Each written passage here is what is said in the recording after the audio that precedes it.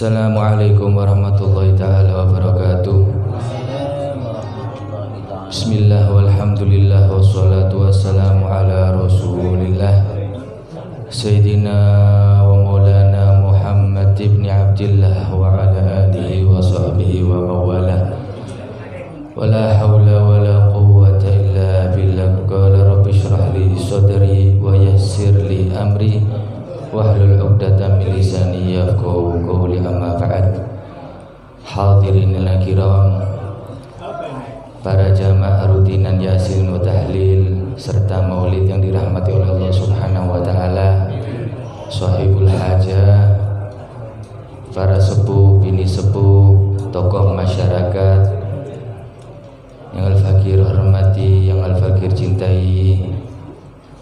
Semoga Allah Subhanahu wa ta'ala senantiasa menurunkan rahmatnya untuk kita semuanya, memberikan maghfirahnya kepada kita semuanya, khususnya di bulan yang mulia ini. Amin amin Allahumma amin. Hadirin rahimakumullah, berbicara tentang Nabi Muhammad sallallahu alaihi wasallam. Beliau adalah satu-satunya makhluk manusia yang paling sempurna daripada ciptaan Allah serta di sisi Allah Subhanahu wa ta'ala. Beliau diciptakan dengan segala bentuk rupa yang paling bagus dan paling mulia akhlaknya. Dikatakan wa ahsanu minka lam tarqattu ainun wa ajmalu minka lam talidin nisa. Khuliqta mubarra'an min kulli aibin ka'annaka qad khuliqta kama tasha'u.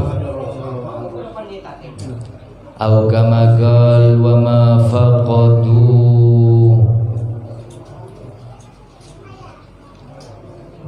mithla Muhammadin wala mithlu hatta al-qiyamati yufqadu. Rasulullah adalah makhluk yang paling bagus, yang paling sempurna, sehingga Hasan bin Thabit, penyair dikala ketika beliau Rasulullah masih hidup, menyatakan tidak pernah ada yang lebih indah daripada wajahmu wahai Rasul. Dan tidak ada sesuatu makhluk ciptaan Allah yang lebih bagus, lebih jamil daripada penciptaanmu wahai Rasul. Engkau diciptakan terbebas daripada segala bentuk aib maupun kekurangan, seakan-akan engkau menciptakan dirimu sendiri dengan kemauanmu, dengan keinginanmu. Shallu ala Muhammad. Di dalam syair lain dikatakan tidak pernah ada yang mirip atau hampir mirip dengan Rasul sallallahu alaihi wasallam. Mulai pertama kali makhluk Allah diciptakan sampai bi'tsatun Nabi beliau sendiri diciptakan, wala mithlu hatal qiyamati yufqadu. Sampai hari kiamat penciptaan Allah, tidak ada makhluk yang bisa mirip menyerupai daripada keindahan Rasulullah sallallahu alaihi wasallam. Oleh karena itu beruntunglah kita semua dijadikan oleh Allah Subhanahu wa taala sebaik-baiknya umat. Kuntum khairu ummatin ukhrijat linnas. Bahkan sampai Nabiullah Musa cemburu, mengadu kepada Allah Subhanahu wa taala akan semua keistimewaan daripada yang diberikan oleh Allah kepada umatnya Nabi Muhammad sallallahu alaihi wasallam. Oleh karena itu disampaikan oleh Al-Habib Ali, beruntung untuk kita semua wahai umatnya Nabi Muhammad, khususnya di akhir zaman yang seperti ini, kita bisa menghadiri majelis yang disebutkan nama baginda Nabi Muhammad sallallahu alaihi wasallam. Masyi kama majma'il maulid yujallil qurub. Tidak ada suatu perkumpulan yang paling enak, yang paling indah, yang paling bagus kecuali di dalamnya disebutkan nama Nabi Muhammad sallallahu alaihi wasallam. wa bi'arfi dzikrihi tatayyabatil majalis wal mahafil. Dengan menyebut nama beliau, dengan menceritakan kelahiran beliau, dengan disebutkannya kehidupan beliau serta akhlaknya beliau, semua perkumpulan manusia menjadi indah dan enak dirasakan. Beliau khusus diciptakan oleh Allah Subhanahu wa taala, di dalam kekhususiannya disebutkan oleh Al-Habib Ali, wal munfaridu fi khalqihi wa khuluqihi bi asyrafi khususiyah. Tidak ada diciptakan daripada makhluk Allah dengan kekhususiaan kecuali Nabi Muhammad sallallahu alaihi wasallam.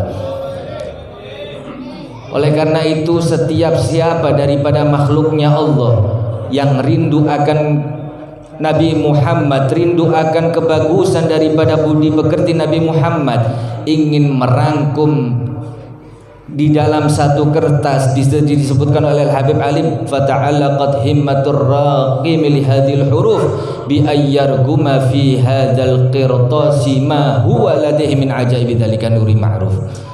Mustahil seseorang makhluk Allah, apalagi di akhir zaman ini, rindu kepada Nabi, ingin mensifati Nabi, lalu kemudian dia mengambil pulpen dan mengambil secari kertas, mengumpulkan semua kertas yang ada di dunia ini, tidak mungkin bisa mensifati baginda Nabi Muhammad SAW. Oleh karena keagungan penciptaan Allah yang diberikan kepada Nabi Muhammad SAW. Hadirin rahimakumullah, hadirin yang dirahmati oleh Allah Subhanahu wa taala. Oleh karena itu, dengan adanya majelis yang baik seperti ini, majelis sholawat yang seperti ini, kita langgengi, kita lazimi, kita istiqamah. Semoga kita semua mendapatkan syafaat baginda Nabi Muhammad sallallahu alaihi wasallam karena kecintaan kita kepada beliau semua. Diceritakan sedikit, orang dulu kalau sudah mencintai Nabi Muhammad, mensifati Nabi Muhammad, sampai lisan ini, kata-kata ini tidak mampu lagi sudah untuk mengeluarkan kalimat. Ketika itu Nabi Muhammad SAW hendak berhijrah dari kota Makkah menuju Madinah. Beliau bersama Sayyidina Abu Bakar As-Siddiq dan juga Perdana Menterinya Sayyidina Abu Bakar As-Siddiq, Abdullah bin Fuhairah, serta beberapa para sahabat lainnya. Ketika ada di perjalanan, sebelum nyampe kota Madinah, beliau dengan para sahabatnya kelelahan hendak istirahat. Melihat salah satu khemah.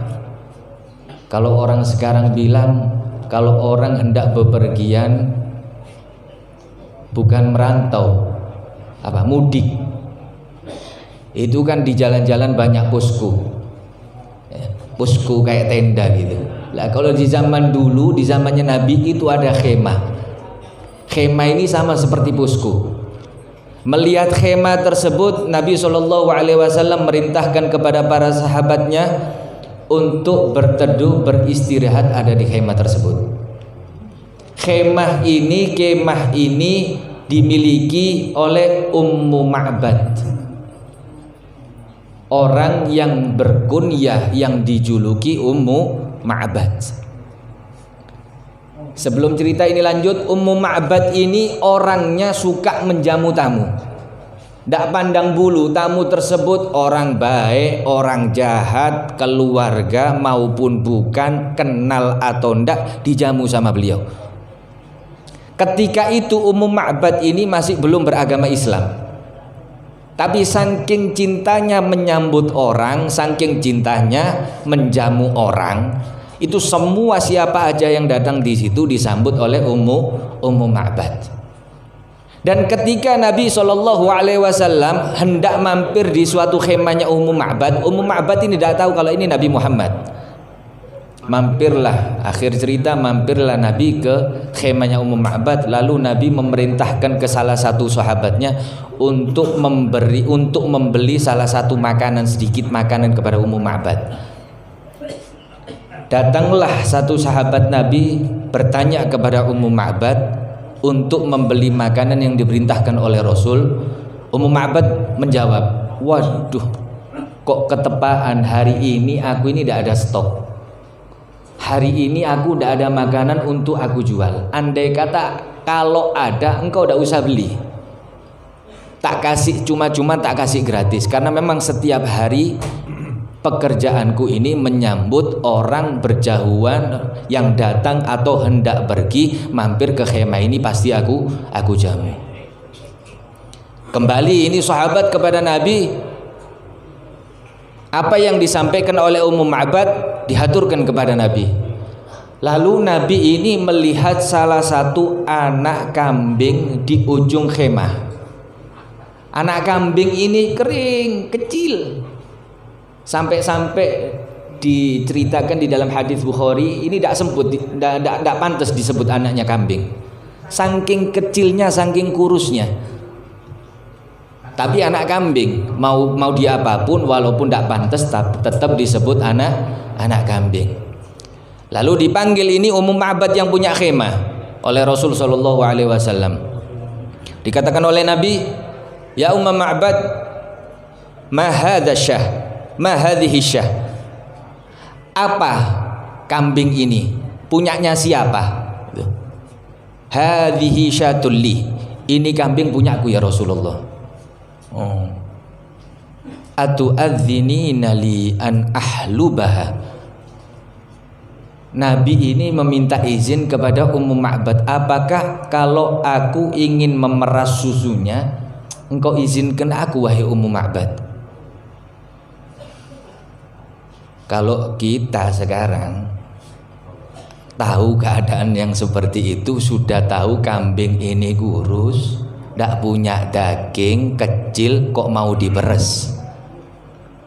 Lek wong Madura ngomong apa? Peres. Nak bukan, arane wong koyo ngono wis seru ndak iso diperes, kok izin jaluk diperes. Arane wong apa ya? Apa sih? Nah, kalau kata orang Arab majnun, ya, gila. Tapi syuf, Ummu Ma'bad ini saking cintanya menyambut orang, tidak berani mengeluarkan kalimat yang menyinggung apalagi menyakiti Rasulullah SAW. Padahal waktu itu tidak tahu kalau ini Nabi Muhammad. Apa katanya Ummu Ma'bad? Bi abi, bi ummi, bi abi anta wa ummi, in ra'aita halban fahlubha. Sampai sumpah ini Ummu Ma'bad, saking dermawannya orang. Wahai hamba Allah, sumpah demi ibuku, engkau juga serta ayahku, jika kau mampu memeras ini kambing, peraslah, tidak apa-apa. Lalu singkat cerita, Nabi memerintah Ummu Ma'bad, ya sudah, kalau gitu aku sudah minta izin sama kau, ambilkan bejana. Jangan diambilkan yang kecil, ambilkan yang besar. Makin kaget ini Ummu Ma'bad. Tapi karena dermawannya Ummu Ma'bad, apa yang diperintahkan oleh Nabi dikerjakan. Diambilkan bejana, subhanallah. Setelah itu ini kambing diusap, famasaha Rasulullah wa da'a ila rabbih. Diusap ini kambing, berdoa kepada Allah supaya kambing yang kecil, kering, kurus ini bisa mengeluarkan susu, kemudian dikeluarkan susu oleh Allah Subhanahu wa taala sampai memenuhi bejana tersebut. Lihat bagaimana akhlak ta'zimnya Ummu Ma'bad kepada Nabi, Nabi kepada Ummu Ma'bad. Setelah diperas bejana ini penuh dengan susu, tidak langsung diminum, tidak langsung diminum, apalagi dibawa pulang. Ini Ummu Ma'bad dipanggil, ayat sahibud dar, ayat sahibatud dar, wahai yang milik rumah, ya Ummu Ma'bad, minumlah kau. Disuruh minum duluan. Setelah itu fasyaribat thumma syaribu ashab Rasulillah. Setelah Ummu Ma'bad minum, yang punya rumah ini minum, kemudian dilanjutkan sama Rasulullah, diberikan kepada para sahabat. Lalu setelah itu thumma ba'dama syaribu fasyariba Nabi sallallahu alaihi wasallam. Setelah meminum para sahabatnya, kemudian Nabi yang meminum. Lihat bagaimana akhlaknya Rasulullah. Oleh karena itu pantas disebutkan oleh Al-Habib Ali, wal munfaridu fi khalqihi wa khuluqihi bi asyrafi khususiyah. Khusus makhluk yang satu ini diberikan keistimewaan oleh Allah Subhanahu wa taala dalam penciptaannya. Singkat cerita setelah itu Nabi berterima kasih kepada Ummu Ma'bad, lalu melanjutkan perjalanannya kepada ke kota Madinah. Tidak lama suaminya ini Abu Ma'bad datang dari pasar, berjumpa dengan Ummu Ma'bad, menanyakan bagaimana kok bisa ada susu sebanyak ini. Padahal Abu Ma'bad suaminya Ummu Ma'bad ini mengetahui semua kambingnya sudah dijual dan ada satu kambing yang kecil kurus tidak mungkin bisa diperas susunya. Ditanyakan kemudian dijawab oleh Ummu Ma'bad, tidak ada wahai suamiku wala zauji, kecuali ada seorang rajul datang ke sini, rajul yang soleh, rajul yang punya pengikut yang indah, semuanya disifatkan dengan bagus oleh Ummu Ma'bad. Sampai-sampai setelah mensifatkan semua daripada sifatnya Nabi, padahal waktu itu belum tahu kalau ini Nabi Muhammad. Lalu apa katanya suaminya Ummu Ma'bad, Abu Ma'bad ini? Huwa wallahu sahibu Quraisy alladzi dzukira lana min amrihi ma dzukir bi Makkah. Aku sebelum pulang ini di kota Mekah, ini orang lelaki yang kau ceritakan dirasani di kota Mekah, mau dibunuh, mau dicari-cari.